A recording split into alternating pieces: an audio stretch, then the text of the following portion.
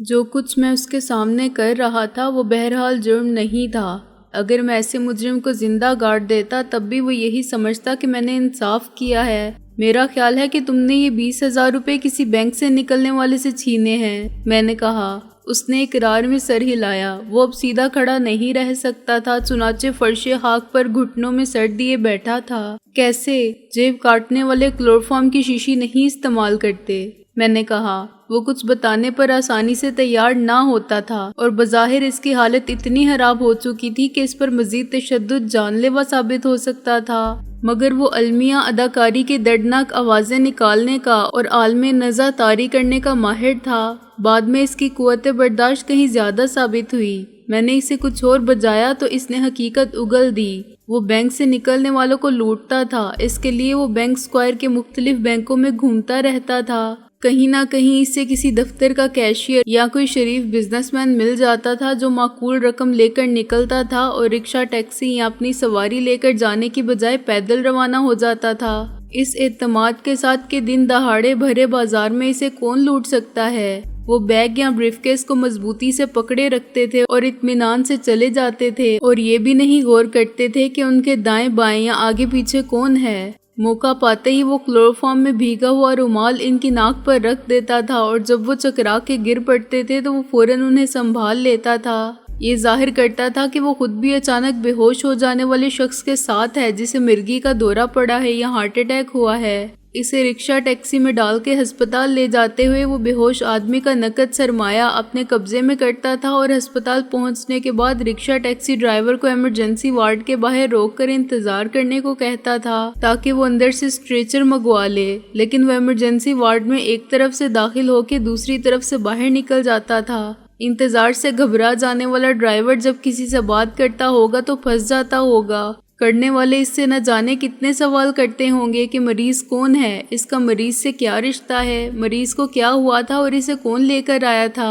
سب کا جواب اس کے پاس مجھے معلوم نہیں کے سوا کیا ہوتا ہوگا۔ پھر مزید گل گپاڑا ہوش میں آنے والا کرتا ہوگا کہ وہ لٹ گیا، اور سب سے پہلے تو پولیس رکشہ ٹیکسی کے ڈرائیور کو دھر لیتی ہوگی اور اس مفروضے پر بزور بازو یہ اعتراف جرم حاصل کرنے کی کوشش کرتی ہوگی کہ وہ بھی اسی گروہ کا کارکن ہے جو مل کر اس قسم کی وارداتیں کرتا ہے۔ ایک آدمی تاڑتا ہے اور دوسرا فوراً رکشہ لے کر پہنچ جاتا ہے، اور ظاہر ہے یہ تفتیش اس وقت تک جاری رہتی ہوگی جب تک پولیس کو یقین نہ آ جائے کہ اب ملزم کے منہ سے سچ نکلنے کے مقابلے میں اس کے تن سے جان نکلنے کے امکانات زیادہ روشن ہو گئے ہیں۔ یہ کام وہ مہینے میں 1 یا 2 بار ہی کرتا تھا۔ یہ سب ٹیکسی ڈرائیور بھی سمجھتا تھا۔ اس نے اندازہ کر لیا تھا کہ اس 420 اور شیطان نے لوگوں کا مال ہی نہیں، اس کے ہم پیشہ افراد کی برادری کو بھی جھوٹے الزامات میں بدنام کیا تھا اور تھانوں میں تختہ مشق بنوایا تھا۔ وہ ان سب کا ہمدرد بن کے سب کا بدلہ لینا چاہتا تھا، چنانچہ وہ گالیوں کے ساتھ اس پر پل پڑا۔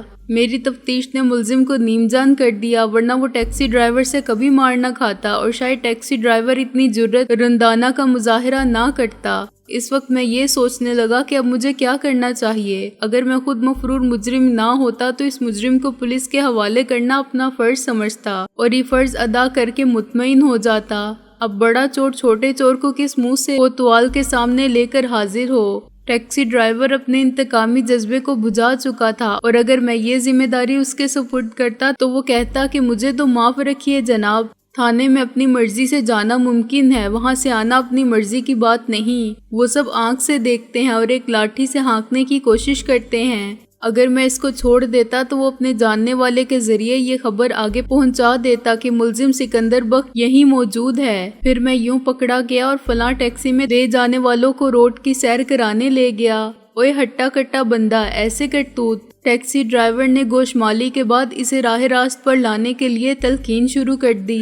اچانک مجھے اس کے ڈرائیونگ لائسنس کا خیال آیا جسے میں نے جیب کے اندر رکھ لیا تھا۔ یہ ہیوی وہیکل کا لائسنس تھا، جس کا مطلب یہ تھا کہ وہ ٹرک یا بس چلاتا رہا ہے۔ اس کا نام الف دین تھا۔ الف دین، تم کیا چلاتے ہو؟ میں نے تجدید کی تاریخ دیکھی۔ بس یا ٹرک؟ ٹرک لاہور سے کراچی آتا جاتا ہے، وہ بولا۔ پھر یہ محنت کی کمائی چھوڑ کے اس بدماشی کے دھندے میں کیوں پڑ گئے؟ میں نے کہا آدمی خود کیا کرتا ہے جی، سب تقدیر کرواتی ہے۔ پولیس کی گالیاں کھانا اور ان کو حرام کھلانا بھی منظور تھا، یہ میں بھی کرتا تھا۔ میں مزدور بن کے اور 2.5 من کی بوری بھی اٹھاتا تھا۔ اطمینان تو تھا کہ میں اولاد کو حرام نہیں کھلاتا۔ ایک بیٹی میری انگلش میڈیم اسکول میں پڑھتی ہے۔ میں نے رسید پر اسکول کا نام دیکھا تھا۔ میں نے کہا بعد میں تمہارے خیالات کیوں بدل گئے؟ اس نے سر داہ بھری۔ بس جی، دنیا میں ہیرا پھیری کے بغیر کام نہیں چلتا۔ میں ایک چکر میں آ گیا تھا، کراچی لے جا رہا تھا مال کو کہ چھاپا پڑ گیا۔ مجھے کہاں معلوم تھا کہ گڑ اور چاول کی بوریوں کے بیچ میں ایک بوری نشے کی بھی ہے۔ جن کا مال تھا وہ تو صاف مکر گئے کہ ہم تو آڑتی لوگ ہیں، ساری منڈی میں ساکھ ہے ہماری، یہ بوری اس نے رکھی ہوگی، یہی بتائے گا کس کی ہے۔ ان کے پاس پیسہ بھی تھا اور بظاہر وہ آڑتی ہی تھے، میرا کون تھا جو مجھے بچاتا؟ میں نے کریم سیٹھ کا حوالہ دیا، وہ تھانے آیا اور مجھ سے کہہ گیا کہ فکر مت کرو، تمہارا کچھ نہیں بگڑے گا، ہم تمہیں بچا لیں گے۔ اور انہوں نے مجھے بچا بھی لیا، لیکن نوکری سے جواب دے دیا۔ پولیس کے سامنے تو وہ بھی اجنبی بنا رہا۔ کریم سیٹھ؟ کس کریم سیٹھ کی بات کر رہے ہو؟ میں نے ماتھے پر ہاتھ رکھ کے کہا کراچی کا بہت بڑا بدماش دلال ہے جی۔ وہ بولا ہر قسم کا ناجائز کاروبار کر کے سیٹ بن گیا ہے، اسمگلنگ سے لاکھوں روپے بنائے ہیں، ہر قسم کا مال ادھر سے ادھر کرتا ہے، آج کل اسلحے کی ناجائز فروخت سے کروڑوں بنا رہا ہے۔ تم جانتے ہو یہاں اس کا بزنس کس سے تھا؟ میں نے کہا پہلے تو منو بھائی عجب دین اینڈ کمپنی سے تھا۔ وہ بولا آج کل سیٹ دلاور سے ملا ہوا ہے، اگر وہ جیب سے توپ نکال کر میرے کان کے قریب داغ دیتا تب بھی مجھ پر وہ اثر نہ ہوتا جو دلاور کا نام سن کر ہوا۔ بے شک وہ دنیا میں واحد دلاور نہیں تھا، لیکن اس سے پہلے الف دین سیٹھ کریم کا نام بھی لے چکا تھا جو کراچی میں تھا، اور ان دونوں ناموں کا باہمی تعلق اتفاق نہیں سمجھا جا سکتا تھا۔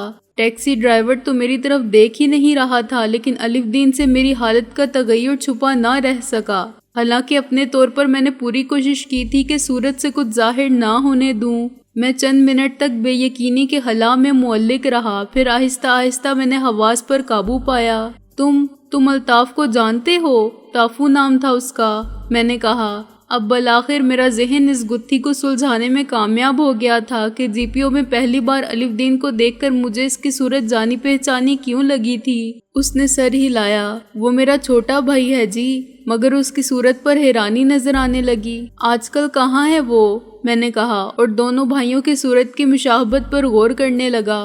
معلوم نہیں، ٹرک لے کر کہیں گیا ہوگا۔ الف دین نے کہا تم سے آخری بار کب ملا تھا؟ میں نے اس پر نظر جما کے کہا 1 مہینہ ہو گیا، شاید 2-4 دن اوپر۔ تم دونوں بھائی اسی طرح مہینے میں ایک بار ملتے ہو؟ میں نے کہا تمہارے ساتھ رہتا ہے وہ؟ نہیں جی، اس کا اپنا گھر بار ہے، بیوی بچے ہیں۔ الف دین بولا مجھے اسی نے ٹرک چلانے کا لائسنس دلوایا تھا اور پھر مستقل کام بھی۔ ہماری بیویوں کی آپس میں نہیں بنتی تھی، لیکن وہ بہت خیال کرتا تھا میرا۔ چھوٹا بھائی ہونے کا اچھا حق ادا کیا تھا۔ میں نے کہا یہ نہیں بتایا تھا کہ مستقل کام میں اندر ہو جاؤ گے؟ یہ تو اسے بھی معلوم نہیں تھا۔ وہ بولا وہ جانتے بوجھتے مجھے کنویں میں دھکا نہیں دے سکتا تھا، وہ دشمن نہیں تھا میرا۔ تم کو معلوم ہے وہ کس کے لیے کام کر رہا ہے؟ میں نے کہا۔ اس نے نفی میں سر ہلایا۔ ٹرک اس کا اپنا تھا، وہ کسی کا ملازم نہیں تھا۔ یہ بھی اس نے جھوٹ کہا تم سے؟ میں نے کہا آپ کو کیسے معلوم ہوا؟ الف دین کے لہجے میں اچانک تشویش کے آثار پیدا ہوئے۔ تم نے دلاور کے لیے کام کیا تھا، کبھی ملے تھے اس سے؟ میں نے کہا نہیں، اس کا صرف نام پتہ چلتا تھا کہ سیٹھ دلاور کا مال ہے۔ وہ بولا اور مال تمہارے حوالے کون کرتا تھا؟ میں نے کہا ادائیگی کون کرتا تھا؟ اس کا ایک ایجنٹ، کوئی ملازم یا منشی۔ وہ بولا رحمت نام تھا اس کا۔ رحمت کباڑی؟ میں نے کہا کبھی اس کے ساتھ گاما ماچھی بھی آتا تھا یا چھوٹو نام کا ایک کلینر؟ چھوٹو کو میں نہیں جانتا۔ وہ بولا گامے ماچھی کا نام بھی سنا تھا، رحمت کا پورا نام رحمت کباڑی تھا، آپ اس کو جانتے ہیں؟ میں اس کے علاوہ بھی بہت سے لوگوں کو جانتا ہوں۔ میں نے کہا جن کا نام میں نے لیا وہ سب دلاور کے کارندے ہیں، اور افسوس کی بات یہ ہے الف دین کہ تمہارا چھوٹا بھائی تافو بھی اسی کے لیے کام کرتا تھا۔ تھا کا کیا مطلب؟ وہ چونکا۔ کیا اس نے وہ کام چھوڑ دیا ہے یا وہ اندر ہو گیا ہے؟ وہ قبر کے اندر ہو گیا ہے، قید حیات سے چھوٹ گیا ہے الف دین۔ میں نے کہا۔ الف دین کی حالت ابتر ہو گئی۔ جھوٹ، تم جھوٹ کہتے ہو، کب ہوا یہ حادثہ؟ اس نے کانپتی آواز میں کہا۔ حادثہ؟ میں نے تو کسی حادثے کا ذکر نہیں کیا۔ میں نے کہا لیکن یہ جھوٹ نہیں ہے الف دین کہ تافو مر چکا ہے۔ کیسے؟ وہ چلایا۔ اور کب؟ اسے دلاور نے مروا دیا ہے۔ میں نے بے رحمی سے کہا، جس کے لیے وہ کام کرتا تھا۔ اس بات کو آج 3 دن ہو گئے۔ اس کا جسم لرزنے لگا۔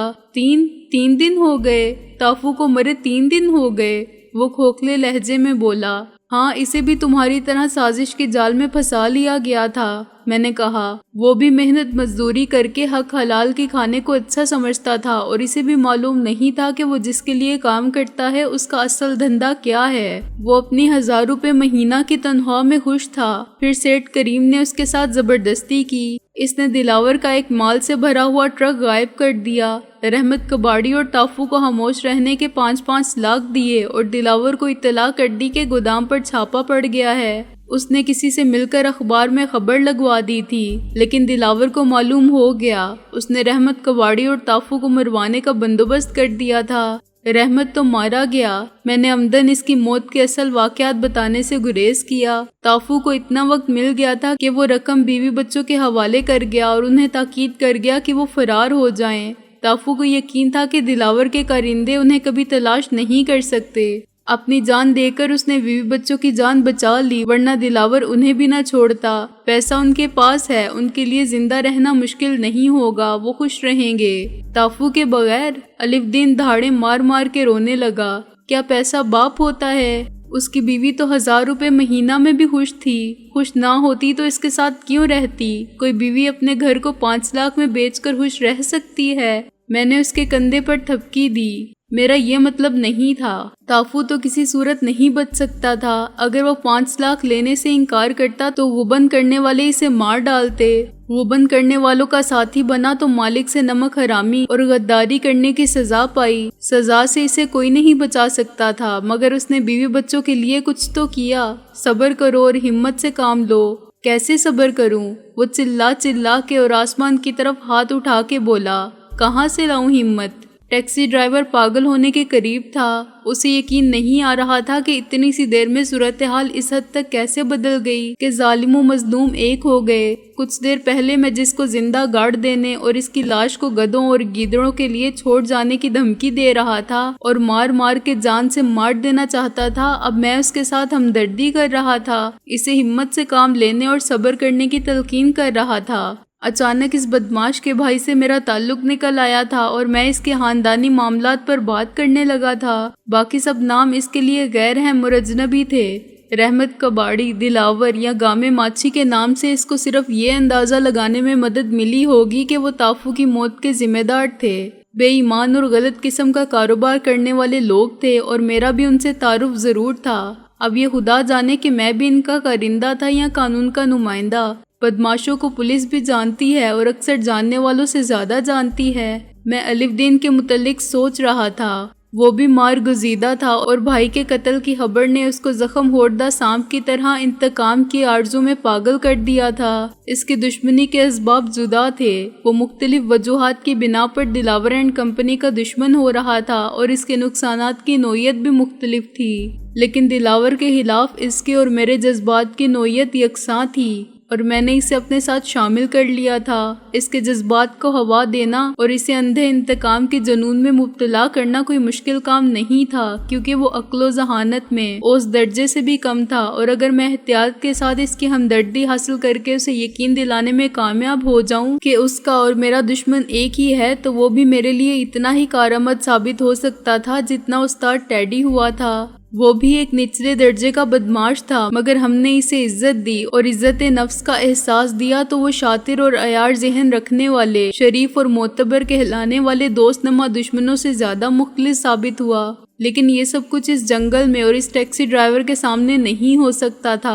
احتیاط کا تقاضا تھا کہ ٹیکسی ڈرائیور کو کم سے کم معلوم ہو، الف دین کو اتنا ہی معلوم ہو جتنا اس کا تعاون حاصل کرنے کے لیے ضروری ہے، اور لائحہ عمل رابعہ اور محسن کی مشاورت میں ہو۔ اچھا اب اٹھو۔ میں نے پھر ریوالور نکال لیا۔ مجھے سوچنا پڑے گا کہ ان حالات میں تمہارے ساتھ کیا رعایت کی جائے۔ تم کسی طرح بھی قانون سے کوئی رحم کی اپیل نہیں کر سکتے۔ اگر تم جیل چلے گئے تو تمہاری بیوی کو معلوم ہو جائے گا کہ تمہاری آمدنی کے ذرائع کیا تھے۔ اب تک تم نے اسے کچھ نہیں بتایا ہوگا۔ نہیں، وہ سمجھتی ہے میں کمیشن کی بنیاد پر کسی کے ساتھ کاروبار کرتا ہوں، وہ بولا، اور مہینے میں 1-2 بار جتنی رقم اسے لے جا کر دیتے ہو وہ تمہارا کمیشن ہوتی ہے۔ میں نے کہا، جب یہ راز فاش ہوگا تو اس کی سزا صرف تمہیں ہی نہیں تمہارے بیوی بچوں کو بھی ملے گی۔ اس آمدنی میں وہ خاصی آسائش سے رہتے ہوں گے۔ تمہاری انگلش میڈیم اسکول میں پڑھنے والی بچی بڑے فخر سے کہتی ہوگی کہ میرے پاپا بزنس مین ہیں، مگر یہ خبر چھپنے کے بعد اسے یقیناً اسکول سے نکال دیا جائے گا۔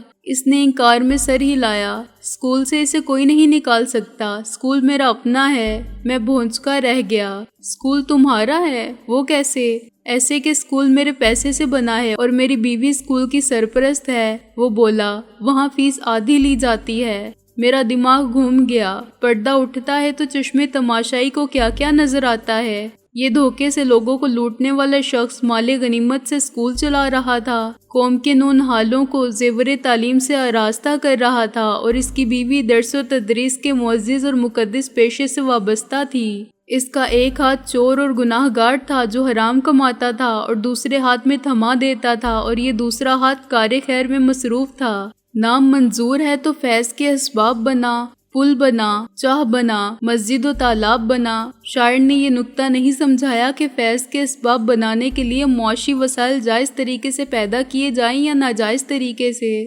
مجرم اور گناہ گار وہ خود تھا، مگر ایسا کام بھی کر رہا تھا جو فلاح انسانیت کا سبب تھا اور ثواب کا کام تھا۔ کیا کوئی یہ کہہ سکتا ہے کہ مال حرام سے جو تعلیم دی گئی وہ حرام تھی یا ناجائز تھی؟ اور وہ بچے قصوروار تھے جنہوں نے ایک چور، ڈاکو اور لٹیرے کے اسکول سے سند حاصل کی؟ نہیں، تعلیم تو تعلیم ہے، آدمیت کا لباس اور انسانیت کا گہنا۔ علم کی طلب میں آنے والے نیک نیتی کے ساتھ پہنچے اور خلوص نیت کے ساتھ فارغ التحصیل ہوئے۔ انہوں نے کبھی نہ جانا کہ اسکول کو چلانے والا پیسہ حلال کے راستوں سے آ رہا ہے یا حرام سے، وہ کالا دھن تھا یا سفید۔ اسکول کا پرنسپل گورا ہو یا کالا، اگر وہ پڑھاتا ہے اور چوری کرنا نہیں سکھاتا تو واجب ہے کہ اس کی تعظیم کی جائے۔ میں نے الف دین کو جیل میں بند کر دیا تو آمدنی کا وہ ذریعہ بند ہو جائے گا اور سینکڑوں بچوں کے لیے آدھی فیس پر اچھی تعلیم کے دروازے بند ہو جائیں گے۔ کون یقین کرے گا کہ الف دین مجرم تھا؟ بد دعائیں جو معصوم بچے دیں گے اس کو ملیں گی جس نے حصول علم کا یہ سرچشمہ بند کیا۔ آخر 99.99% مجرم تو چوری اور ڈاکے، رشوت اور سمگلنگ سے حاصل ہونے والی دولت کو ذاتی شان و شوکت، عیش و عشرت اور دنیاوی جاہ و عزت حاصل کرنے کے لیے خرچ کرتے ہیں۔ کس بدماش نے آج تک بینک لوٹ کے اسکول بنایا؟ کس جیب کترے نے طلبہ کو وظائف دیے؟ کس اسمگلر نے ہسپتال قائم کیا؟ پھر الف دین کون ہے؟ مجرم اور گناہ گار یا کار خیر کرنے والا محسن عظیم؟ لا حول ولا قوت۔ میں نے سر کو مزید خیالات سے چھٹکارا پانے کے لیے جھٹکا۔ یہ قانون شکنی کا معاملہ ہے، اسے اخلاقی نقطۂ نظر سے یا مذہبی عقائد کی کسی کسوٹی پر کیسے پرکھا جا سکتا ہے؟ تاہم اس سے انکار نہیں کیا جا سکتا کہ الف دین اپنی نوعیت کا منفرد مجرم تھا، ایسا کہ پہلے نہ دیکھا نہ سنا۔ مشہور تھا رابن ہوڈ یا بہرام ڈاکو جو امیروں کی تجوریوں سے دولت نکال کر انہی میں بانٹ دیتے تھے جن کا خون چوس کے دولت اکٹھی ہوتی تھی۔ مگر الف دین نے تو بالکل الگ ہی مثال قائم کی۔ ٹیکسی میں بیٹھو، میں نے ایک گہری سانس لے کر کہا، اپنا سارا پیسہ اٹھا لو۔ وہ اب بھی اپنے بھائی کو یاد کر کے رو رہا تھا، لیکن اس نے میرے حکم کی تعمیل کی۔ ٹیکسی اسی راستے سے واپس ہوئی۔ مجھے راہ میں وہ دونوں مسافر نظر نہ آئے جن کو بالترتیب 3 میل اور 6 میل مارچ کرنے کے لیے اتار دیا گیا تھا۔ اتنی دیر میں وہ سڑک تک پہنچ کے کسی بس کے ذریعے واپس جا چکے تھے۔ ملتان روڈ سامنے نظر آنے لگا تو میں نے ٹیکسی کو روک لیا۔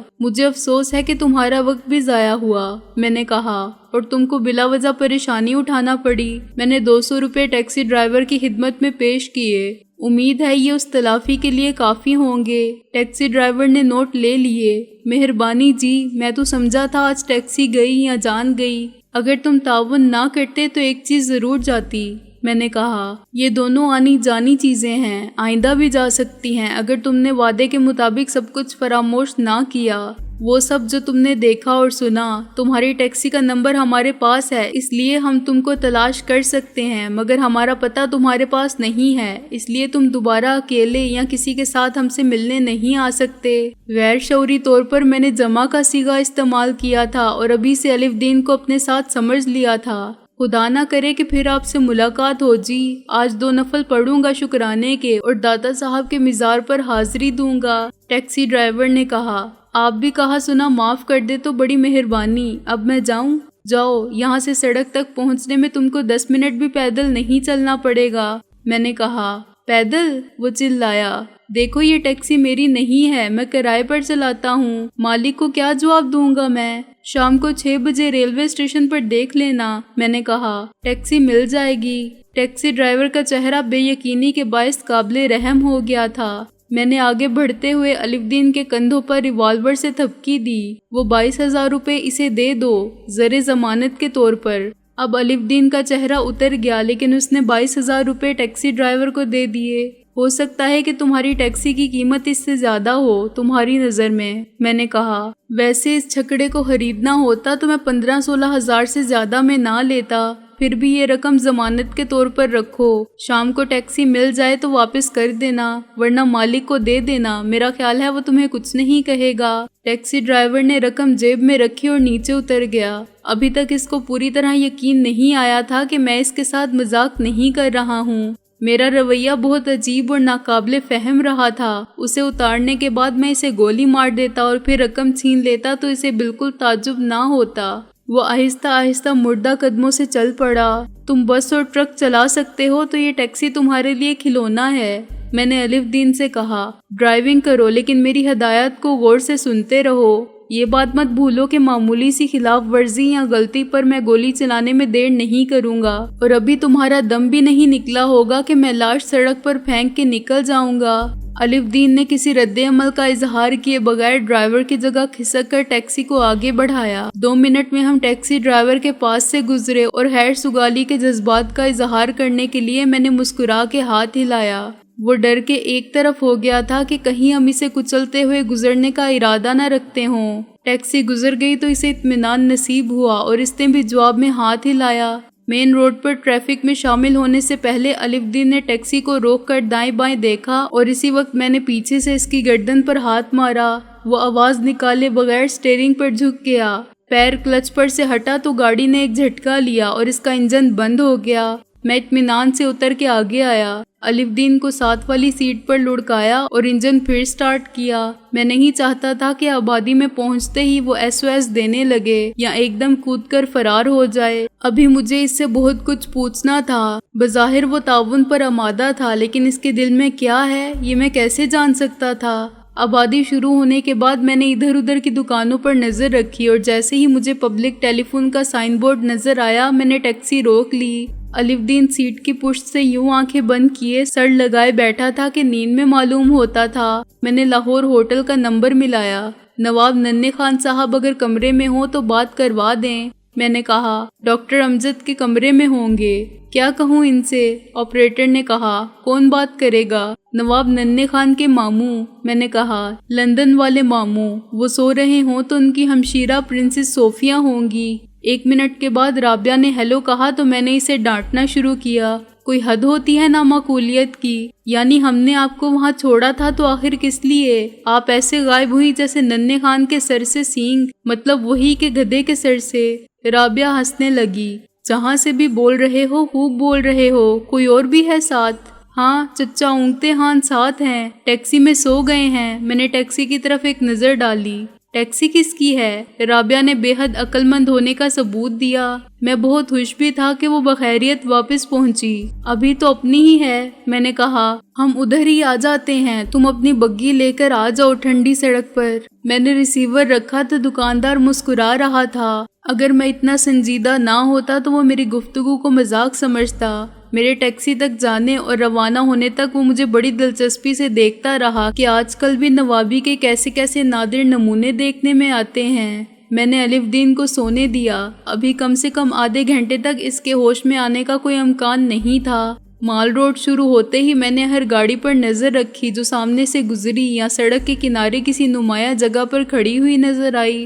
رابعہ کی کارٹینا مجھے چڑیا گھر سے آگے گورنر ہاؤس کے گیٹ کے سامنے کھڑی ہوئی ملی۔ وہ خود ڈرائیور کی سیٹ پر نہیں تھی، یوں لگتا تھا کہ اس کے ساتھ کوئی مرد تھا جو اسے وہیں چھوڑ کے کسی کام سے گیا تھا اور ابھی تک لوٹا نہیں تھا۔ چنانچہ وہ ستم کش انتظار تھی۔ اس پر شک کس سے ہو سکتا تھا؟ میں نے ٹیکسی کو اس کے پہلو سے لگا کے روکا۔ اکیلی ہو؟ میں نے کھڑکی سے سر نکال کے کہا۔ جی نہیں ماموں۔ محسن جو پچھلی سیٹ پر لیٹا تھا فوراً اٹھ بیٹھا۔